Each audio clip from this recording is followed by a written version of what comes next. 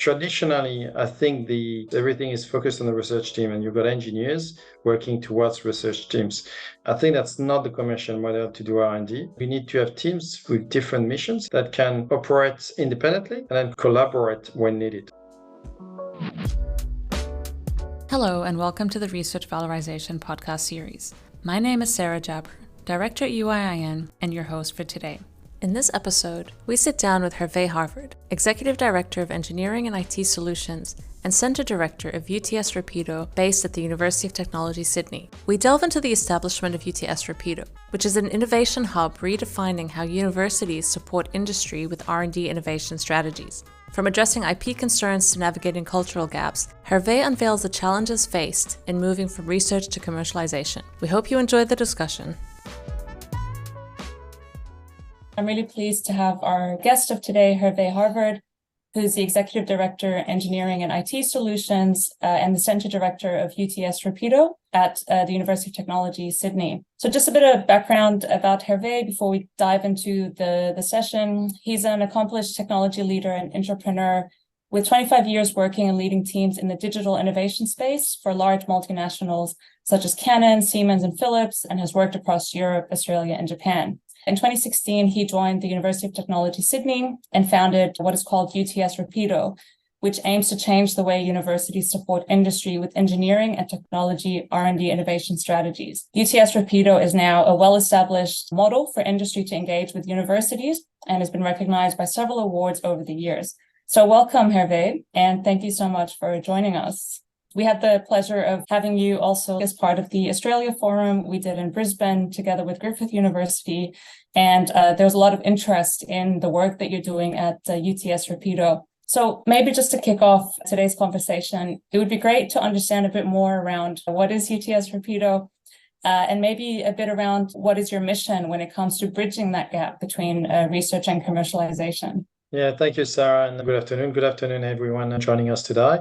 So I'll try to explain what Rapido is and why we studied Rapido. And first of all, I'll say a little bit more about my background. So my background is commercial R&D. So I worked in the commercial sector in the R&D department for all of my career until I joined the university sector, mostly with large company and always in the technology domain. So mostly software or digital technologies. I got approached by the university back in 2016, and the brief at the time was relatively undefined. I think it was based on the recognition that there exists a gap between academia and industry. And I think after 7 years in the university sector, I've yet to find anyone who will argue that there is no gap between industry and academia. So I got recruited to look at that gap and to try to help the university engage with industry. Now, we tried a few things, but fairly quickly it was apparent to me that there was some elements of that gap between university and industry which are not quite well addressed, and we position Rapido there. So I'll go through it in a little bit more detail. First of all, there's one which was not a problem here at UTS, is the IP issue. Industry coming to the university sector here in Australia have concerns about the IP. They expect to get the IP, and they expect not to have very long and complex discussions around IP. Now, I'm lucky to be at UTS. We've got a directive that the project IP goes to our partners. So that was not an issue. The other elements of that gap that we're filling in Rapido is what I call the cultural gap. Everything that has to do, for example, project management, meeting deadlines, meeting the quality of the deliverables that have been agreed contractually. So all this professional approach to delivering a project, which industry is used to and expects. We do that in Rapido by having people who have a background in commercial R&D and have worked with industry. Project management is just one of the tools they know how to use. And the other one, so we've got 30 engineers in Rapido. I say they're R&D engineers, so they're not researchers. We work with researchers, but they feel what I call the technical gap. So as you move from research to product and you need to translate research knowledge or outcomes, you need to start focusing more and more on the delivery of the solutions as opposed to the discovery of new knowledge. And R&D engineers are very important in that story because their passion and their capabilities around building solutions. They could maybe some of them create new knowledge, but their passion is around creating solutions.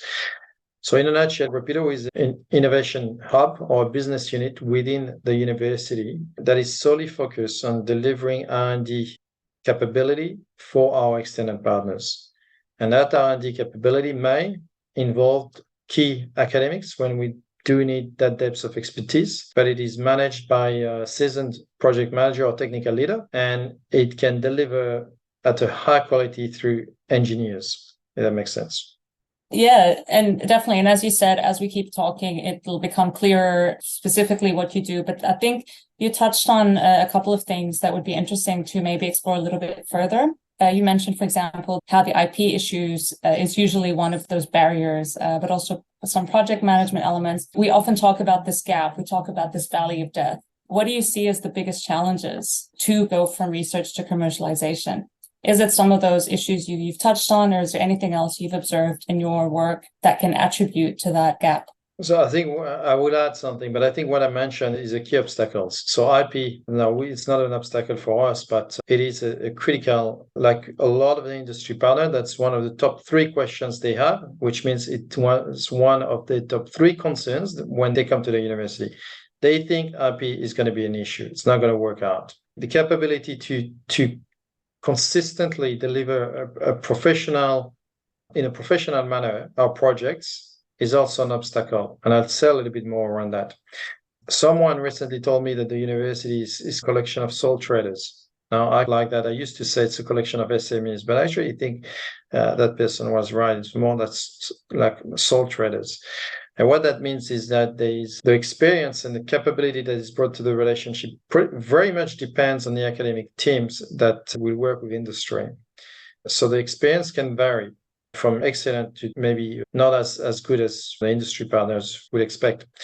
I think Rapido, by providing a layer to deliver on those R&D projects and operating more as a private R&D company, provides some reliability when it comes to what to expect from a project delivery. That makes sense. So it is an obstacle, but it's not an obstacle for all relationships. I'll share another thing that happened. So many years ago, I was presenting at a conference, and it was around university and industry. And I had partners there where we had project with, and they had a panel with 4 industry people, including one of our industry person. And they all started saying, but complaining of the university, or the IP is difficult, or they don't give us real world outcome, or they don't do projects. And I think it was a little bit harsh because I had my partner there, and I did ask a question to them to have them reflect, because all of those partners were chosen because they've been collaborating with university. And all of them had amazing stories to share. It struck me. So I asked the question, so there are all these issues, but you actually have had very successful relationship with the university. Your project is going really well. And they agreed with that. And it's interesting that even though they had projects that went really well, the perception was still that it was going to be a problem working in the university. And I think the university need to be cognizant of the perception that people have when they come to the university. It doesn't mean they have bad relationship. Those 4 people had fantastic projects within university. But when they asked, is it easy or hard to work at the university? They all think it's hard. And it comes down to IP is one of them. Professional project management practices is another one. So these are obstacles. The last one was about the technical capability. So you need those R&D engineer. Any commercial company will have a series of teams or departments that take a technology through the research translation pipeline. And in the middle of that, or to do the D of R&D, you've got those R&D engineers. And the university sector, typically, they're not geared towards having a sustainable, established capability around that. They're usually attached to projects, and the projects are being led by academic. So they always tend to be more anchored in research than development. And the industry, including big partners, we had a big partner one, like Dana is a very large group. So at the time, it was the largest private employer in Australia. And they got an output from research, which was great algorithms and a proof of concept. And they told me, we can't do anything with that. And that's a big company. They didn't know how to move that to the next stage. So even for big companies, there's a gap in the middle, which is the valley of death, where you need those R&D engineers. And the university sector do not typically have a mechanism to have a sustainable team in that space. And that's an obstacle. I haven't changed too much from what I said in the first question, but I've added the fact that I think the university being a collection of sole traders brings a lot of uncertainty and variance in the relationship that the university have with industry. Maybe just to follow up on that. So you mentioned that it's usually a bit unlikely to have this specific capability or structure similar to what you have at UTS Rapido set up in universities. I'm curious, what was the motivation for the university to establish such a unit within the structures of the university? And maybe you can tell us a little bit more around why it was established and how it actually fits. So why was it established is an interesting question, and I'll explain. In my view, is that UTS, or the University of Technology Sydney, is a young university. I think it might be 35 years established. It was not a university before. It was a different type of organization. And I think that gives them a little bit of agility. That's not a word you often associate with university, but being young, I think they actually see and do things differently. They also have positioned them first an institute, they're technology focused, and they've always been leading when it comes to industry relationships. So it's, if you want, it's part of their DNA. So I think, and I know, Rapido was a little bit of an experiment. And it comes on the senior leadership of the university being confident that they need to experiment to try to fix the issue between industry and university. That's my view. It just comes down to the ability of the senior people to not just do what's been done forever.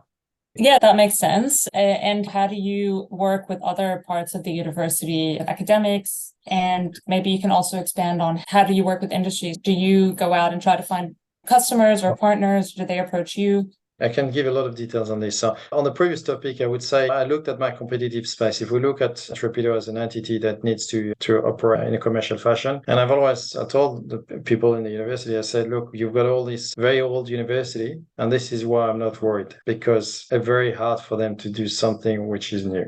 In terms of engagement with industry, we established an independent business unit. For me, I see Rapido as a research and development center, whose core KPI are around delivering impact to industry and to not-for-profit. So we've got a branch of societal impact to not-for-profit as well through the Rapido Social Impact Program. So there's two ways. Either we get a big project with industry. I'll use an example with a company called Transgrid, which is an electricity company here in Australia. So they provide electricity for consumers and businesses. On these big lines, which carries 300,000 volts, they want to be able to connect communication equipment so that they can provide communication around those towers. This particular project, which is fairly significant in size and fairly ambitious, we couldn't do it by ourselves. We needed an academic expert to prepare a concept of what the machine could be that we put up there on the power poles to extract powers. In that case, we work with an academic to be part of the team and to bring that expertise. Now, on the back of that, we can build the device. Now, the device is very big, and both the academics, ourselves, and the partners thought it was probably not going to be possible.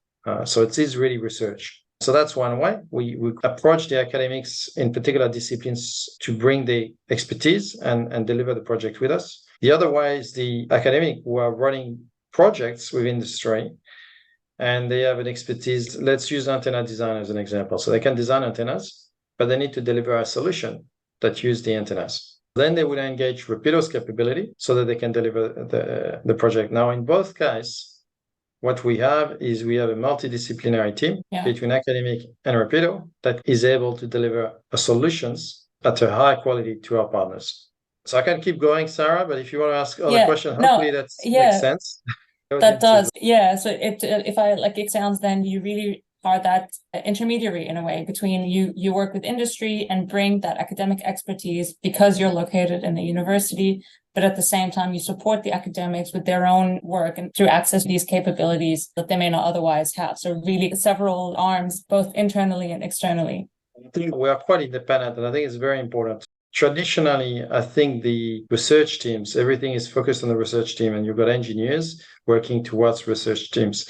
I think that's not the commercial model to do R&D, because that will result in everything staying into research. And my view is that we need to have teams with different missions and different disciplines that can operate independently and then collaborate when needed so that we can really drive the solutions development while our research team drives the knowledge development. Because if, for example, we were to drive academic, we will drive them towards solutions development because we don't understand research.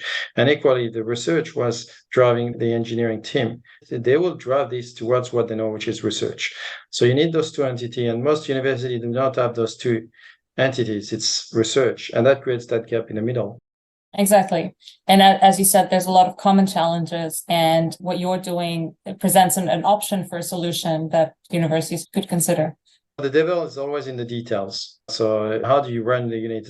And how do you position a unit in university comes in the details. In what I've seen from the university sector, I don't think anybody has a model like Rapido. They might have other models that are fantastic, and I think I'd be the first one to actually want to know about those models. But we've done something quite unique. And I think in the first few years, it did push a few boundaries in the university environment because it was different and it was not quite traditional. Yeah. Maybe a touch on, you mentioned the social program or social impact. And when we talk about commercialization, especially in an R&D engineering perspective, it's often more talking about commercial outcomes and commercial impact. So I'm just curious, what is the social program as part of Rapido? And maybe you have some examples around social impact.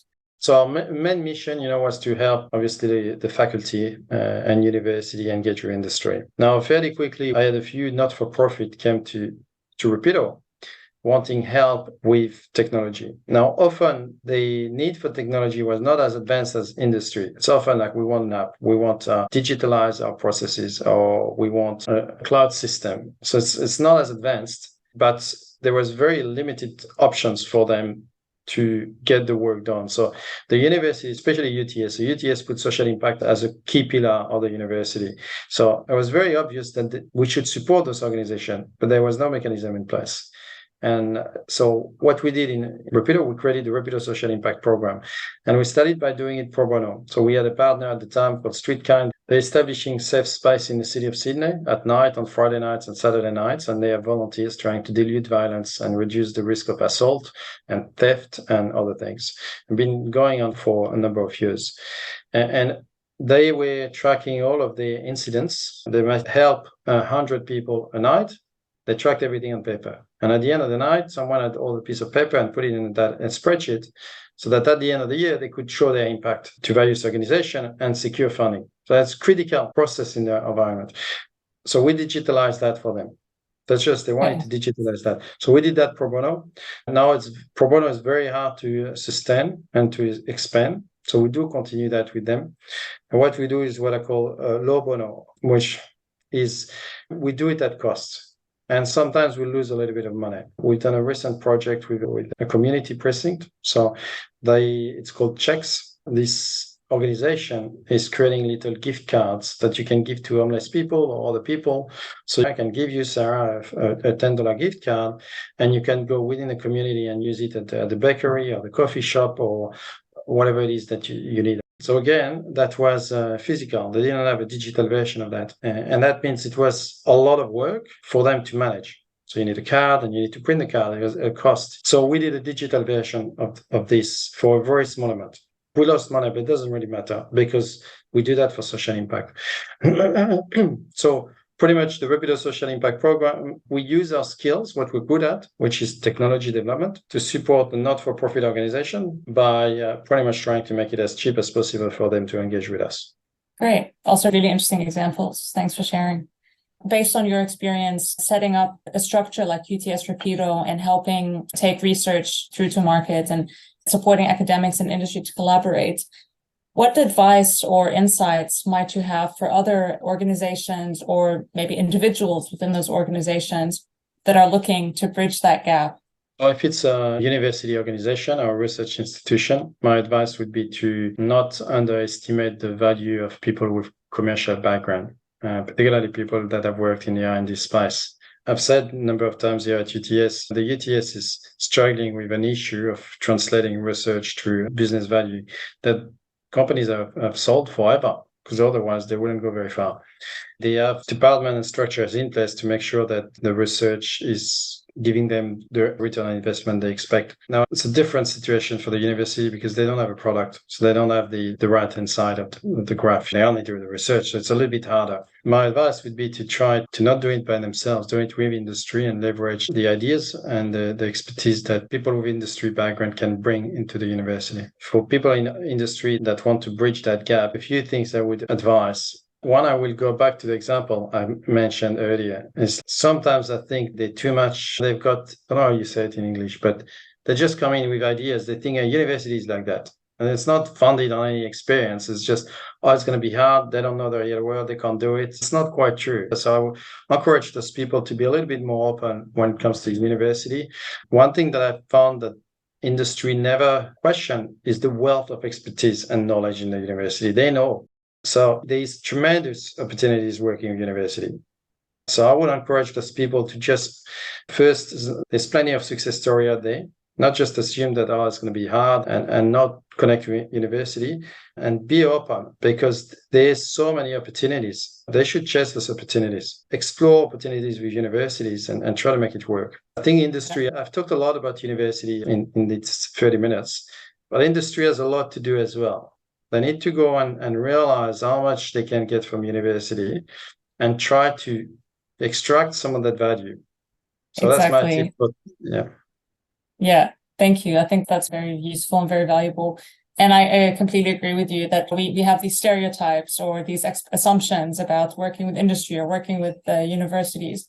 And it's about bridging that gap, but also breaking some of those stereotypes. Yeah, pretty agree, Sarah. All right, Hervé, we've reached the end of our time together. I'd like to thank you so much for joining us today and for sharing information and in your insights about commercialization and about UTS Rapido. Hervé, thank you again for joining us, and I hope you have a good rest of your afternoon.